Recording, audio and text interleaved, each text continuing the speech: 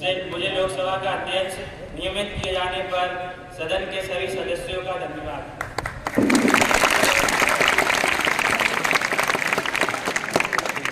प्रश्नकाल में सबसे पहले माननीय सदस्य अक्षरा राघव, प्रश्न संख्या 33।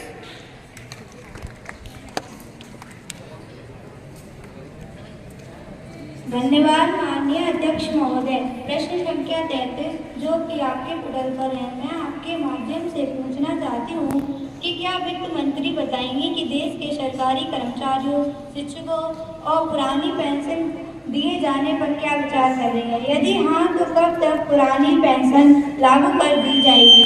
यदि नहीं तो उनके वृद्धावस्था के गुजारे के लिए क्या किया जा सकता है? धन्यवाद।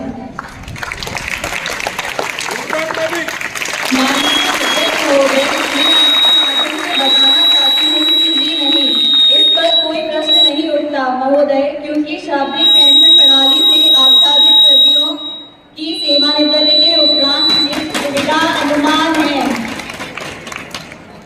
राष्ट्रीय पेंशन प्रणाली में सेवानिवृत्ति पर पेंशन खाते में जमा धनराशि के 80% का एक मुश्त भुगतान किया जाता है तथा शेष 40% राशि का निवेश एन्युटी में किया जाता है। माननीय अध्यक्ष, ये आंकड़े गलत हैं। माननीय सदस्य, आप उनका शांत हो जाएं, आपके लिए पूरा टाइम दिया जाएगा, आप इनका उत्तर सुनिए। एन्युटी में सेवानिवृत्त कर्मियों को प्रति माह एक निश्चित राशि प्राप्त होगी। सेवानिवृत्त कार्मिक अपनी आवश्यकता अनुसार स्वेच्छा से एन्युटी से 40% से अधिक राशि का निवेशन कर सकता है। इससे उसे प्राप्त होने वाली राशि बच दी जाएगी। अध्यक्ष महोदय, राष्ट्रीय पेंशन प्रणाली से आच्छादित किसी कर्मी की मृत्यु यदि सेवा काल में हो जाती है तो मृतक के आश्रितों को वह विकल्प उपलब्ध है, क्योंकि वे पुरानी पेंशन योजना की भांति अनुमन्य पारिवारिक पेंशन अथवा राष्ट्रीय पेंशन। ये आंकड़े गलत हैं, ये आंकड़े गलत हैं।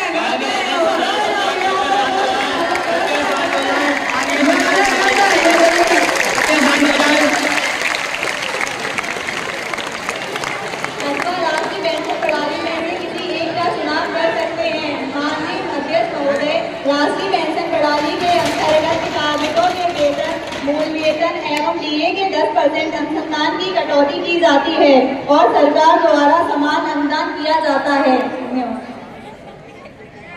इसी क्रम में प्रश्नकाल में अगला प्रश्न माननीय सदस्य मोहित कुमार। धन्यवाद माननीय अध्यक्ष। प्रश्न संख्या 34। देश के महत्वपूर्ण सवाल पूछने का आपने समय दिया। अध्यक्ष महोदय ने सरकार और किसी का रिकॉर्ड बनाए या ना बनाए, लेकिन पेपर लीक का जरूर बनाए। पूरे देश के छात्र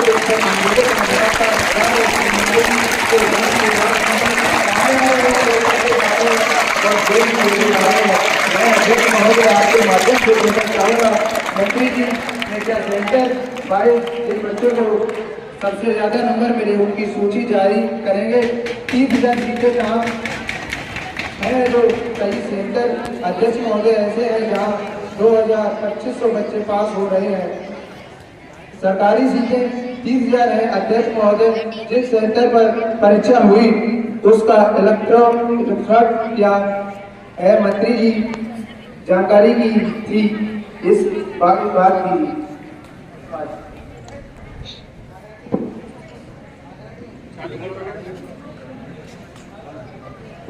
आदरणीय अध्यक्ष महोदय, धन्यवाद।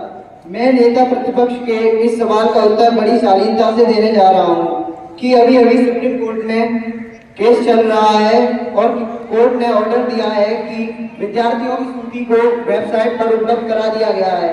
पिछले 3 दिन से देश भर के सभी छात्रों की लिस्ट को पब्लिक में उपलब्ध करा दिया गया है। ये सारे खुले हुए हैं, कई प्रकार के माननीय सदस्य कृपया शांत हो जाए। माननीय सदस्य कृपया शांत हो जाए, इनका उत्तर सुनिए। ये सारे खुले में हैं। सर, मैं कहना चाहता हूँ कि केरल के विद्यार्थियों ने भी इसमें अच्छा किया है। क्या ऐसा है कि वहाँ भी कुछ गड़बड़ी हुई है? महोदय, हमारी देश की ST SC पिछड़ी जातियों ने भी इसमें बहुत अच्छा प्रदर्शन किया है। क्या हम कह सकते हैं कि हम उनकी प्रतिभा को चुनौती दे रहे हैं? धन्यवाद।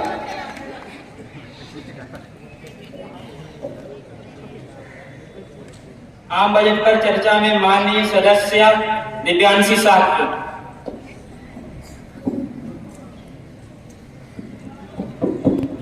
धन्यवाद माननीय अध्यक्ष महोदय, आपने मुझे आय बजट पर बोलने का मौका दिया। 83 मिनट 17 वन बार सप्ताह गई मेज 14,417 शब्दों का यह बजट भाषण और इस बजट में राह तलाशती मिडिल क्लास की हैरतजदा आंखें। अध्यक्ष महोदय, जो मेरे हाथों में दस्तावेज हैं वो देश अध्यक्ष ध्यान दें, ये आंकड़े गलत हैं, हमारी बात को नहीं सुनाया है। आपके लिए नियमित समय दिया जाएगा। अध्यक्ष महोदय, जो मेरे हाथ में दस्तावेज हैं वो किसानों के, गरीबों के और मजदूरों की उम्मीदों का समानक है। वित्तीय मंत्री महोदया ने इस बजट में महंगाई पर सिर्फ 10 शब्द बोले हैं। अध्यक्ष महोदय, डीजल, पेट्रोल, आय महंगाई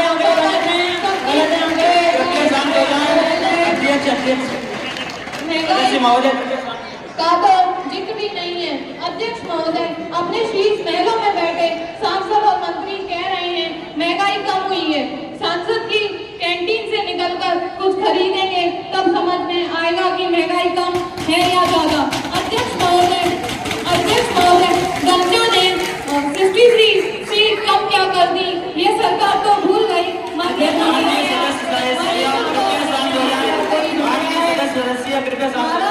महाराष्ट्र जो देश की आर्थिक राजधानी है, जो टोटल कॉर्पोरेट टैक्स का 40%, इनकम टैक्स का 32 और जीएसटी का 30 इस देश को देता है, उस महाराष्ट्र के लिए इस बजट में एक शब्द भी नहीं है। महाराष्ट्र का मतवाला गांव के पिछले 6 महीने में 132 किसानों ने आत्महत्या की है। राज्य सरकार को सौंपा हुआ रिकॉर्ड है 1 जनवरी से 31 जनवरी के बीच 1046 किसानों ने आत्महत्या की है, लेकिन अफसोस है कि इस बजट में किसानों के लिए कुछ भी नहीं है। अध्यक्ष महोदय, सदस्य आपके लिए दिया जाएगा, प्लीज शांत हो जाएं। अंत में अध्यक्ष महोदय, मैं खड़े होकर यहाँ यही कहना चाहूंगी कि इस बजट में सभी राज्यों के साथ युवाओं, मजदूरों, महिलाओं के साथ अन्याय किया गया है। बहुत बहुत धन्यवाद अध्यक्ष महोदय, मुझे बजट पर अपनी राय रखने का मौका दिया गया।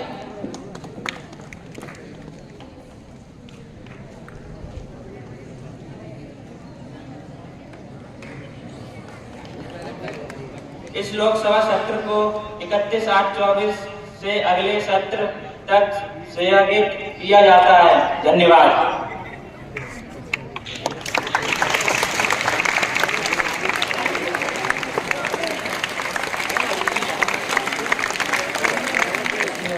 लोकसभा नेता पक्ष और नेता विपक्ष दोनों लोगों की आपने बहस देखी, यही बहस रहती है आपकी पार्लियामेंट में। इन्हीं से ही आपके सही आंकड़े, सही जो नियम और कानून है जो लोकसभा आपकी बनाती है उनको बनाया जाता है। इसमें आपके प्रश्नकाल, शून्यकाल, उसके बाद आपका लंच, फिर उसके बाद तार्किक प्रश्न, जिनमें से आपके बहस बजट पर रहती है और अन्य चीजों पर बहस रहती है। जो आपको देखा टाइम का शॉर्टेज था तो बहुत सारी चीजों को स्किप किया गया। मैं एमडी सर से रिक्वेस्ट करूंगा कि वो आए और कुछ बच्चों की जो एक्टिविटी हुई है उसका कुछ बोले। आने वाले एमडी सर।